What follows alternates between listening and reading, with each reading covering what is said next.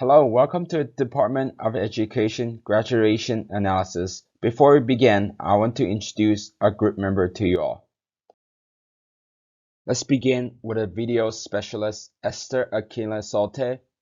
Next, we got our word expert, Mohammed Osan Nase. And then we got our data analyst, Danielle Controlis. We got coming up next, our data visualist, Sam Huang. And then lastly, we got our PowerPoint expert, Emily McNally. Our primary objective is to identify the factor that impacts a university undergrad graduation rate in the United States. By doing so, our analysis will provide informative data on the factors affecting undergrad graduation in America. The purpose of this report is to determine the elements that affect undergrad graduation rate, offer information that helps university and college, and recommend suggestions to assist schools and universities in raising their rates.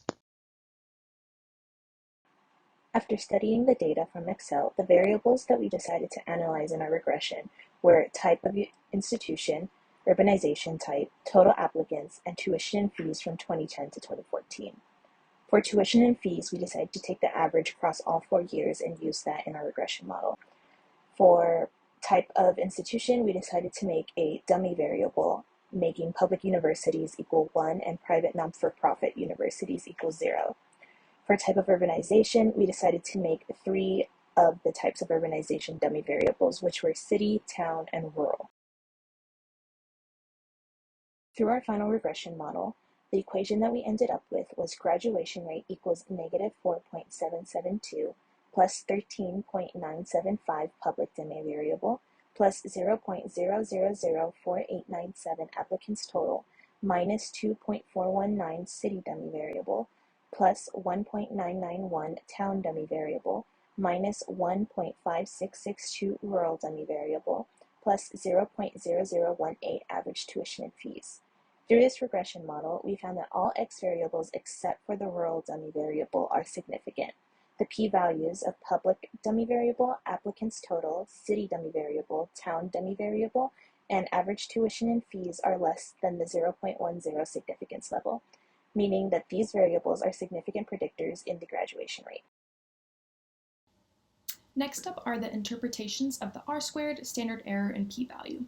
So these values allowed us to see which model is the most accurate and reliable, and specifically, we were able to pick that best model by having the highest R-squared and the lowest standard error. So for R-squared, we got 0.617, which means that we're about 62% of the way towards perfectly predicting graduation rate using this model. Next up is standard error, which we got 13.4, which means that our predictions for graduation rate are off on average by about 13%. And then finally, our p-value, which we got was 0.006, would mean that because that value is less than our significance level of 10%, we can reject the null and prove that at least one of the independent variables significantly impacts graduation rate. And then from there, we can see which specific variables has a significant impact on graduation rate. The map in this dashboard showcases graduation rates across geographic regions in the United States for both private and public institutions. When hovering over each state, it will show the graduation rate for that state, the number of applicants, and the graduation rate based on the type of urbanization. In addition, by clicking on the state, it will link to the scatter plot down below that shows the relationship between the graduation rate and the percent of freshmen receiving federal grant aid. All universities from that state will be highlighted in the scatter plot, and a new trend line will form according to the result. Lastly, from the scatter plot visual, we found that universities with a high percent of freshmen receiving federal grant aid tend to have a low graduation rate. In this dashboard, we use the scatter plot to illustrate the relationship between the graduation rate for a 4-year student with a bachelor's degree and their average yearly tuition. When a user hovers over each dot, it will show the name of that university, their graduation rate, the type of institution, and the type of urban area that they are located in. On top of that, we created 2 bar graphs comparing the graduation rates based on the type of urbanization and comparing graduation rates between public and private institutions. When users hover over each category in the bar graph, it will highlight all the universities in the scatter plot corresponding to the catalog. Based on the scatter plot, we found that universities with high average tuition tend to have a higher graduation rate. As for recommendations, there are a couple ways on making our model a little bit more reliable and accurate. One could be including other relevant data, so adding variables such as student-faculty ratio, average SAT scores, or even high school GPA. Then we can test and see if these variables do significantly impact graduation rate and just ultimately make our model more reliable.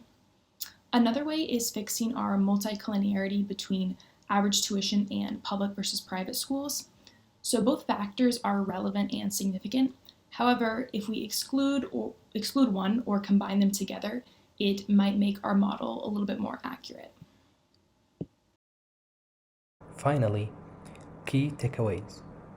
We found that private schools have a higher graduation rate than public schools, based on a 4-year bachelor degree. Also, mid-sized suburb locations have the highest graduation rate, while fringe towns have the lowest graduation rate. In addition, major cities that offer more financial aid have higher graduation rates on average. Thank you for your listening. We hope you enjoyed